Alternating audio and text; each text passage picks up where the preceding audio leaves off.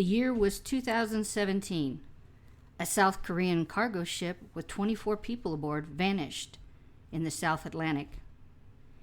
Donald Trump was president.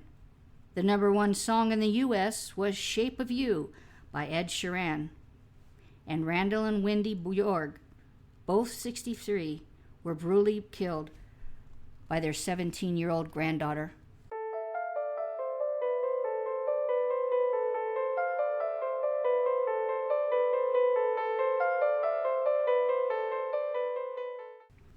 Hello and welcome back to Where Have All the Children Gone?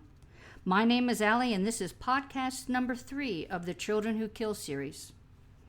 This podcast seeks to portray the truth and provide the victims a voice. It contains graphic and mature themes which some might find offensive and is not recommended for young children. Now, none of us had a choice whether we were born, who our parents were, or the atmosphere and culture we were brought up in. All of these things programming our young minds. No child comes into this world cursing, being disrespectful, or violent. Dysfunction in one form or another is part of all families because all are born into a broken world. There is no excuse for the lives that are taken. But one thing I want you to see in this series is all the areas someone could have intervened, could have mentored, and possibly changed the direction of that life, that child. And if even one child is saved by all these hours of work required for this podcast, it will be worth it. So if you see a child going down the wrong path, take the time to intervene. Be a mentor. Prevention is more effective and far better than rehabilitation. Stop evil before it starts. With that being said, I bring you the House Party Murderers.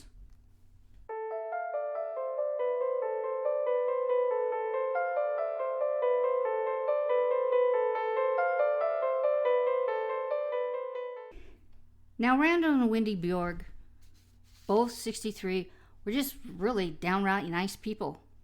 They were well liked by their neighbors. And if you would ask their neighbors about them, the neighbors would state that Wendy and Randall were some of the best people you could ever meet. The elderly pair were respectful, pleasant to interact with, and always willing to lend a hand when it came to friends or family. They could often be spotted in the neighborhood walking their dogs or chatting with their neighbors. Their granddaughter was Cassandra, or Cassie, Bjorge. She was 17, a sweet-looking girl, 5'3", 120 pounds, brown hair, brown eyes. If you were to see her, you'd think she was a cheerleader, not a cold-blooded killer. But she was a very troubled teen.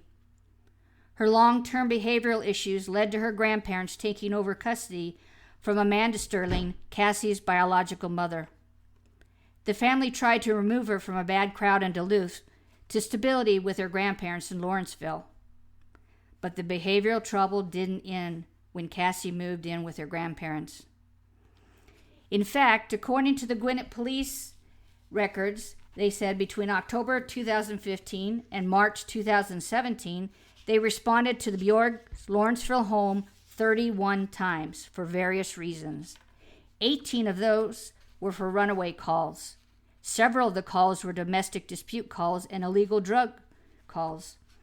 Cassie was even charged for allegedly assaulting her grandmother.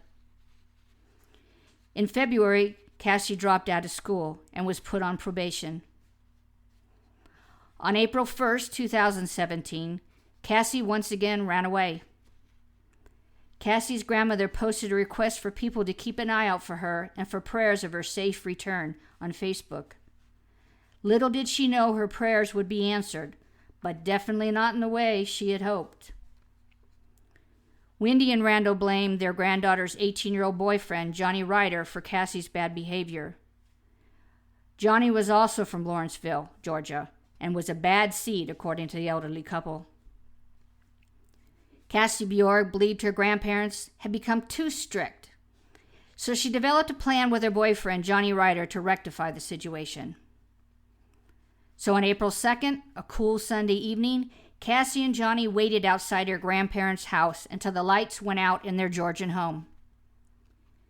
They then snuck across the yard, broke into the house, crept up the stairs, up into the grandparents' rooms. As Johnny Ryder began brutally beating Cassie's grandfather with a hammer and tire iron, Cassie went into her grandmother's room, tied her up with duct tape, and dragged her into the grandfather's room. Once there, Cassie also began beating her grandmother with a tire iron.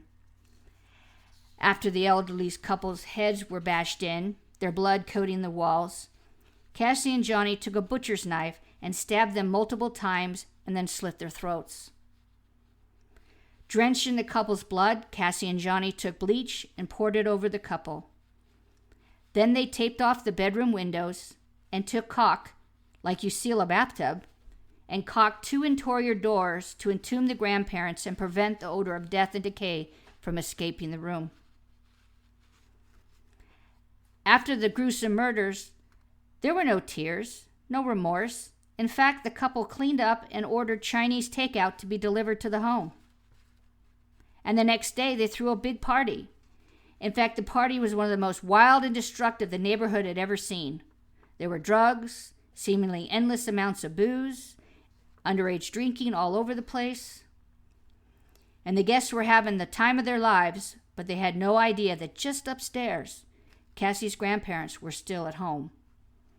Just not alive. Now, Cassie's family had noticed the couple missing because Wendy Bjorge was very active on Facebook and tended to text her family almost daily. They asked the police on multiple occasions to do a welfare check beginning on April 6th. The police went to the home, didn't find anything out of the ordinary, and they didn't have cause to enter the house by force. Cassie confessed that she went as far as pretending to be her grandmother via text in an attempt to keep her family from suspecting anything was wrong. Well, the party came and went, and several days passed, where the bodies remained undiscovered. Meanwhile, the teenage killers lived in the house as if nothing was wrong. They lived without restraint, smoking pot, and soon, with the help of the confidence they gained in the double murder, began to plan and create even more evil schemes, including taking revenge on Johnny's parents and sister. Also on Cassie's mom. The next Saturday, Ryder and Bjorge traveled to Ryder's mother's home on Rambling Woods Drive. They had one thought in their minds: kill anyone who got in their way. Johnny's sister soon arrived home from working at a nearby restaurant.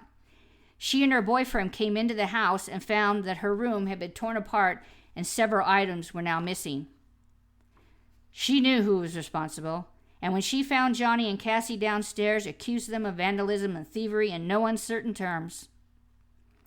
However, before she could even finish, Johnny Ryder grabbed a can of pepper spray and let loose on his sister and her boyfriend.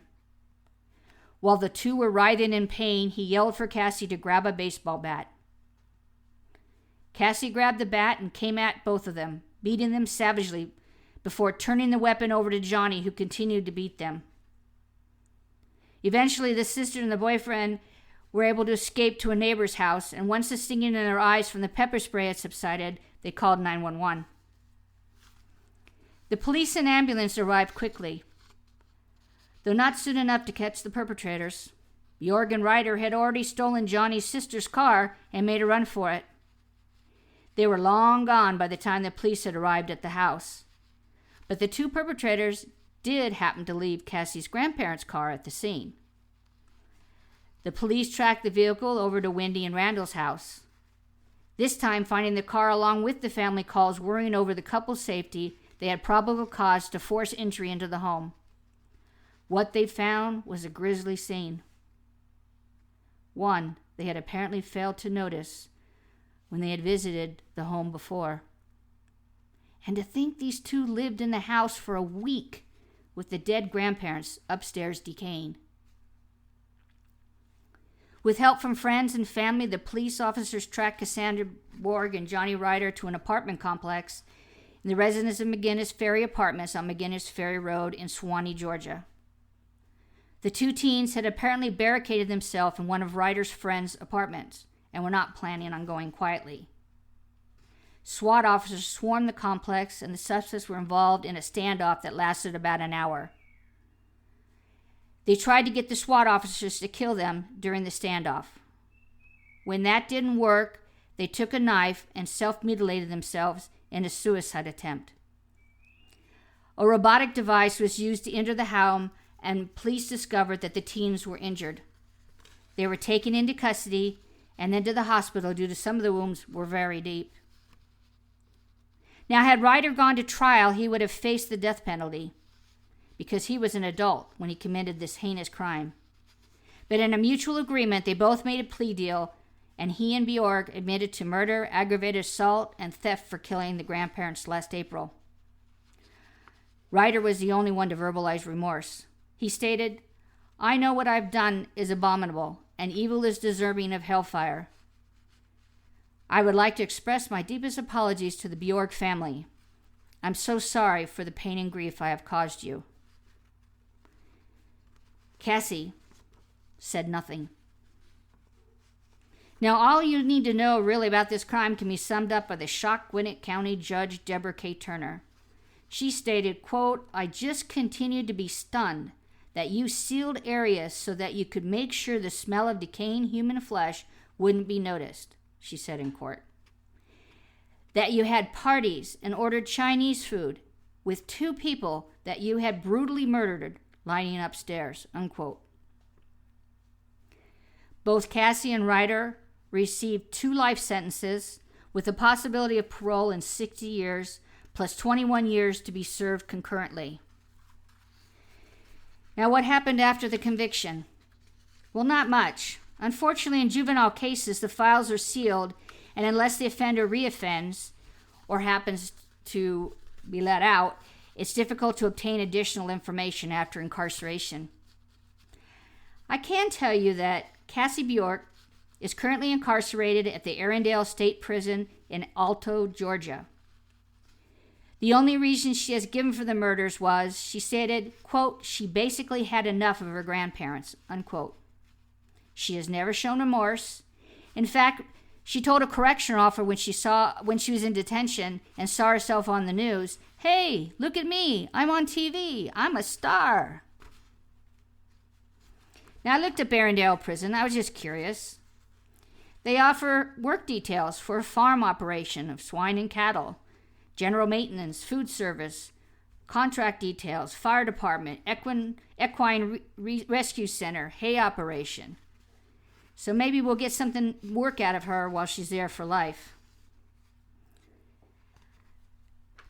They also offer all kinds of rehabilitative things like auto detailing, welding, food service, fire department, educational, library aides, office technology, guide dog programs, veterinary technician, dog grooming, forever friends, dog rescue. So there's a lot going on at that prison. I hope she makes good use of it. Johnny Ryder is currently incarcerated at the Coffee Correctional Facility in Georgia. And yes, it's a place where coffee comes from. It's a medium security prison for males who commit felonies. Eligible inmates are encouraged to participate in the vocational courses taught at this facility, including carpentry, masonry, computers, horticulture, earning their commercial driver's license, etc. So maybe when he's 60 years, let's say they 2/3, and they're in their 50s probably, they might make use of some of this stuff that they learn. Well, that's it for this time. I'd like to thank David Feslian of Feslian Studios for the awesome music. In fact, if you haven't noticed, the entire piece is at the end of the broadcast. References were numerous, and I mean numerous, pages of news, because I needed to check a lot of facts. A lot of things were different in articles, and it took a long time to check fact. But some of the main ones were CBS News, www.ajc.com, Gwinnett Daily Post, KTLA.com, Life Daily, CrimeLibrary.com, and What Turns Innocent Kids into Killers by Princeton Holt. I'll see you next time for Definitely Not Child's Play. And remember, stop evil before it starts. Goodbye.